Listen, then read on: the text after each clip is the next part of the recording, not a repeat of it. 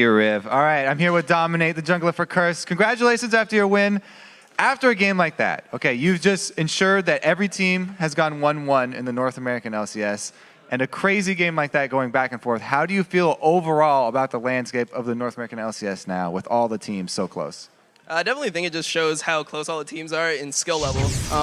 Any team can win versus any team on any given day, and yeah, the last 2 weeks you've just had a bunch of 1-1s, and it just means that going into the end of the season, all the teams are going to be fighting for those playoff spots. All right, now let's talk about Skarner. First the one to bring it out here, Dominate. A lot of people were saying when he initially came out that he was OP, but I feel like that was an overreaction. Actually, how do you feel about the relative power of Skarner after playing him?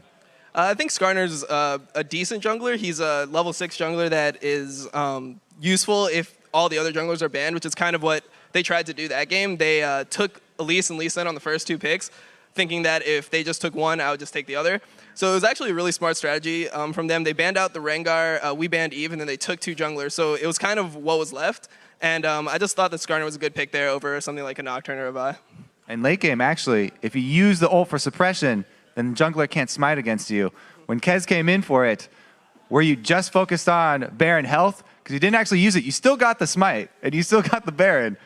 Yeah, it was actually a really confusing situation because the call was to turn off, but it was so low that we needed to kill the Baron. So I was just kind of focused on getting that clutch smite. I wanted to be able to secure the Baron because I felt like if we lost the Baron there, we'd probably lose the fight too, and it could have been game. And ending a game like this in the late game, what does that do for a team's confidence? Because you guys have been struggling lately, but coming out in these end game scenarios, when it's so close like that, it's got to be a boost for you guys.